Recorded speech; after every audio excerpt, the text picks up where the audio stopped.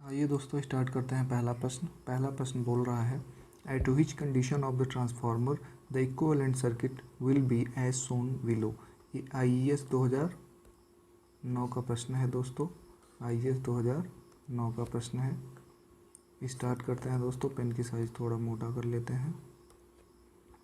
अब देखिए दोस्तों, ये जो सर्किट होता है आप सभी पढ़े होंगे। ट्रांसफार्मर के बेसिक जो टेस्ट होते हैं दो, कौन कौन से? Short circuit test, open circuit test. Short circuit में सीरीज पैरामीटर आता है हमारा, और ओपन सर्किट में शंट पैरामीटर को हम बस दिखाते हैं अप्रॉक्सीमेट सर्किट में। तो ये सर्किट क्या प्रेजेंट करता है? Open circuit test. अब ओपन सर्किट टेस्ट में ये R0 X0 क्या है? R0 है जो लॉस होता है IW वर्किंग करंट के कारण। X0 प्रेजेंट करता है मैग्नेटाइजिंग रिएक्टेंस। इसको हम इसमें जो करंट जाएगी वो I म्यू होगी।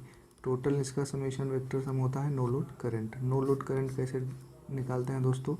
ये है वर्किंग फ्लक्स, ये है प्राइमरी वोल्टेज। अगर यहाँ पे हम देखते हैं ये है I म्यू जो कि फ्लक्स के सेम फेज में होगा, मेन फ्लक्स के, और ये होता है हमारा IW। इसका जो वेक्टर सम होता है दोस्तों वो क्या होता है? वेक्टर सम होता है I0 की वैल्यू कैसे निकालते हैं? √IW square plus I mu square. ठीक है।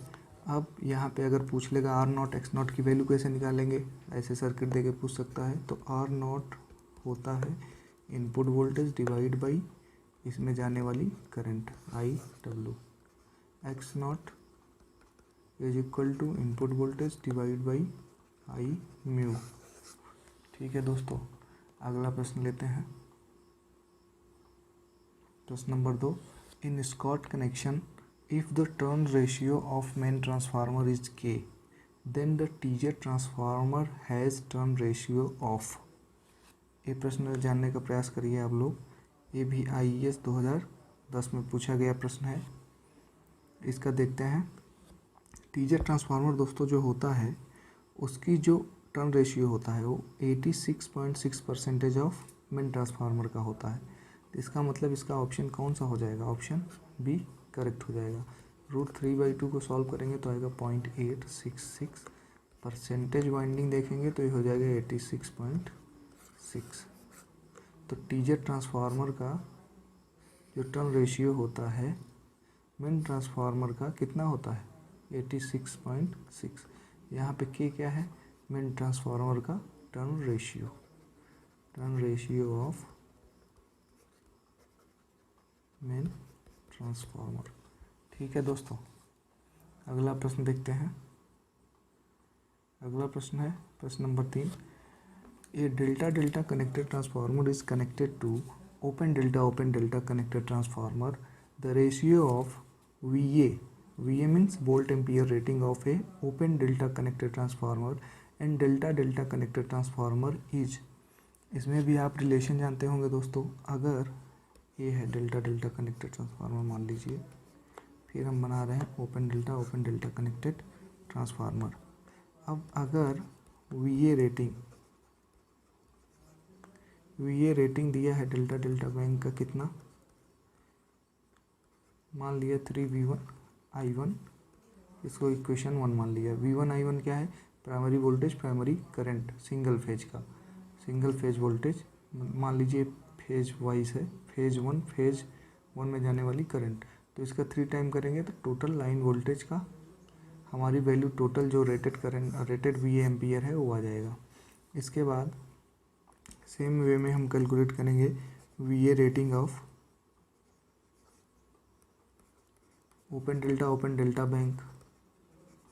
ओपन डेल्टा बैंक में VA रेटिंग क्या होगी दोस्तों? √3V1I1। इक्वेशन 2 हो गया। इसमें क्या होता है देखिए, ओपन डेल्टा कनेक्शन में क्या होगा? यहाँ जो करंट जाएगी वहीं यहाँ से होते हुए यहाँ जाएगी, जबकि इसमें क्या होगा? इसमें VL is equal to VP, IL is equal to √3IP होता है, जबकि इसमें IP is equal to IL होगा। हाँ, वहाँ से हम देखेंगे ये कितना आएगा, √3V1I1 इसकी VA रेटिंग। अब दोनों का हम रेशियो निकाल देते हैं। जहाँ पे I1 क्या था, V1 था, फेज वोल्टेज, I1 क्या है, फेज करंट। ठीक, अब KVA ऑफ पूछ रहा है, जो ओपन डेल्टा का होगा और KVA जो होगा डेल्टा कनेक्शन का, उसका रेशियो क्या है, तो उसका रेशियो हम निकालते हैं। ओपन डेल्टा क्या आया, √3V1I1, उसका क्या था 3V1I1, कैंसिल, इसका रेशियो आ गया 1/√3, जिसको कैलकुलेट करेंगे तो 0.577 और परसेंटेज देखेंगे तो 57.7%। इसका करेक्ट आंसर हो जाएगा ऑप्शन ए। अगला प्रश्न लेते हैं दोस्तों, प्रश्न नंबर 4। प्रश्न नंबर 4 ये क्या बोल रहा है, neglecting losses if the power transformed inductively is equal to power transformed conductively in an auto transformer, then the secondary to primary ratio of transformer is। अब इसमें क्या बोल रहा है कि जो पावर ट्रांसफ़र है conductively is equal to power transformed inductively, दोनों का बराबर है, तब secondary to primary ratio of transformer क्या होगा। इसका दोस्तों अगर हम निकालेंगे तो जिस समय में जो टर्न रेशियो होता है, टर्न रेशियो जिसे K से डिनोट करते हैं, वो जब 0.5 होता है, उस केस में power transformed inductively is equal to होता है पावर ट्रांसफॉर्म्ड कंडक्टिवली। इसका ज़्यादा एक्सप्लेनेशन नहीं कर रहे हैं दोस्तों, क्योंकि ये सीरीज है बस हमारा प्रैक्टिस क्वेश्चन का, अदरवाइज हम इसका फिगर बना के भी आपको समझा सकते थे। अगला प्रश्न लेते हैं दोस्तों, जो कि असर्शन रीजन का है। असर्शन रीजन में क्या पूछ रहा है, असर्शन ए है, in a transformer open circuit test is conducted from low voltage side and short circuit test is conducted from high voltage side. फिर पूछ रहा है रीजन में क्या दे रहा है, open circuit test gives iron loss and short circuit test gives copper loss. बिल्कुल ये तो करेक्ट है, लेकिन ये क्या है दोस्तों, open circuit test conducted on low voltage side ना, जो कि ऑप्शन क्या है हमारा, ऑप्शन बी इसका करेक्ट होगा। ऐसा रीजन में एक्चुअली दोस्तों क्या होता है, 4 ऑप्शन ऑलरेडी दे देता है नोटिफिकेशन में ना। ए तब सही माना जाएगा जब असर्शन भी सही हो, रीजन भी सही हो, मतलब ए और आर अगर हम यहाँ लिखें दोनों सही है और सही एक्सप्लेनेशन है तो ए सही होगा। ए सही है, बी सही है, लेकिन सही अगर असर्शन सही है, रीजन सही है, लेकिन सही एक्सप्लेनेशन नहीं है तो बी सही होगा। असर्शन सही है, रीजन गलत है, और रीजन असर्शन गलत है, रीजन सही है, तो ऑप्शन डी होगा। इसमें क्या है दोस्तों, दोनों सही है लेकिन सही एक्सप्लेनेशन नहीं करते, तो इसलिए option B is the correct answer. अगला प्रश्न लेते हैं दोस्तों, प्रश्न नंबर 6, for the parallel operation of transformer which of the following condition must be satisfied. बोल रहा है किसी ट्रांसफार्मर के पैरेलल ऑपरेशन के लिए इनमें में से कौन सी कंडीशन सेटिस्फाइड होनी ही चाहिए, मस्ट है। तो इसका करेक्ट आंसर देखते हैं।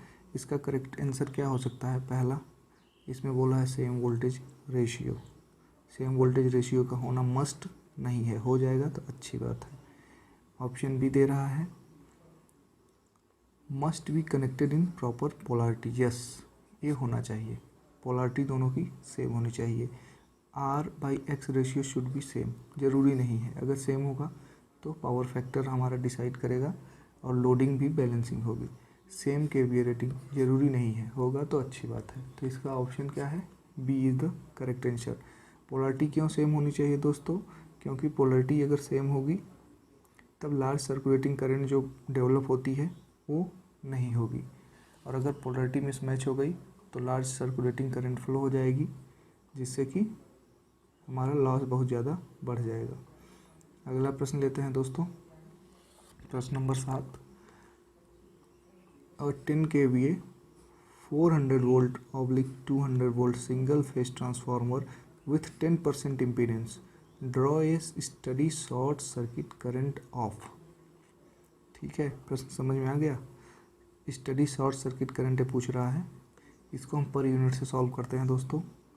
Per unit short circuit current आपको याद होगा क्या होता है, शॉर्ट सर्किट पीयू में इसका फॉर्मूला होता था 1/में पर यूनिट इम्पीडेंस, और इम्पीडेंस अगर नहीं है तो रिएक्टेंस हो जाएगा। ठीक है दोस्तों, तो इसको सॉल्व करेंगे तो 1 divide by per unit impedance क्या दिया है, 10% दे दिया है। अगर इम्पीडेंस नहीं देगा तो रिएक्टेंस पर यूनिट देगा, जब आर को नेग्लेक्ट मानेगा। तो ये हो गया 0.1, कितना आ गया 0.1 ना, इसको सॉल्व करेंगे 10 आएगा। ठीक, अब आ जाइए नीचे, एम्पियर में पूछ रहा है ना, एम्पियर में कैसे आएगा 1 ये पर यूनिट वैल्यू ना into base value kV divide by 400 दिया है। कैसे आया, फार्मूला आप जानते होंगे, चूँकि पर यूनिट वैल्यू जो होता है वो होता है क्या, actual value divide by base value. अब हमें ये चाहिए एम्पियर में, तो इसका इधर मल्टीप्लिकेशन कर दिया। ठीक है, तो एक कट पिट के आ गया कितना 250 ampere. Option C is the correct answer. प्रश्न नंबर 8, in an auto transformer power is transformed through.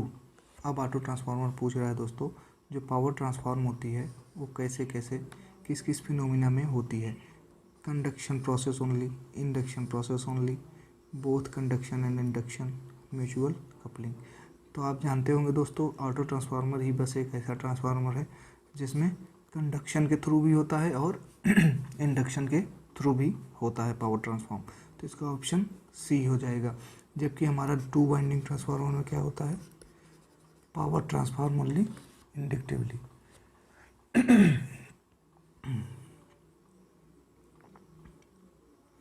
Power transform inductively 2 winding में, जबकि ऑटो ट्रांसफार्मर में हमारा क्या होता है, कुछ पार्ट इंडक्टिवली जाता है और कुछ पार्ट कंडक्टिवली जाता है। ठीक है दोस्तों, अगला प्रश्न लेते हैं, प्रश्न नंबर 9। It is advisable to use auto transformer if the transformation ratio is. पूछ रहा है ऑटो ट्रांसफार्मर यूज करना तभी फ़ायदेमंद होगा या एडवाइसेबल होगा, लाभकारी होगा, जब उसका टर्न रेशियो, ट्रांसफॉर्मर्स रेशियो जो होता है, ट्रांसफॉर्मेशन रेशियो, वो कितना होना चाहिए। तो इसका सही जवाब है क्या दोस्तों, इसका सही जवाब ये होना चाहिए कि जब नियर टू 1 हो ट्रांसफॉर्मेशन रेशियो, और टर्न रेशियो कितना हो, टर्न रेशियो फिर कितना हो जाएगा, जब के की वैल्यू क्या करेगी, ग्रेटर दैन 0.33 के ऊपर ही होना चाहिए। इससे नीचे अगर हुआ तो इसका यूज करना कोई ज़्यादा फ़ायदेमंद नहीं है। ठीक है, क्यों ऐसा क्यों है, क्योंकि परसेंटेज टैपिंग इंक्रीज हो जाएगी। उसके बाद क्या होगा, उसके बाद कंडक्टिंग पावर इंक्रीज होगा, और वो अच्छा है हमारे लिए। कंडक्टिंग पावर जब इंक्रीज होगा तो उसकी केवीए रेटिंग बढ़ जाएगी और पावर ट्रांसफ़र रेटिंग बढ़ जाएगी, जिससे इफ़िशियंसी भी बढ़ जाएगी। इसलिए के की वैल्यू हमेशा मिनिमम तो 0.33 के ऊपर ही होनी चाहिए, और नियर टू 1 रहे तो ज़्यादा अच्छा है। ठीक है दोस्तों, तो इसका option B is the correct answer. अगला प्रश्न लेते हैं, प्रश्न नंबर 10, आज का लास्ट प्रश्न। इसके बाद कल से शुरू करेंगे 11वें प्रश्न से। The applied voltage of a certain transformer is increased by 75%। बोल रहा है वोल्टेज जो है वो 75% इंक्रीज कर दिया गया। मतलब पहले अगर V था तो अब हो गया 1.75 V।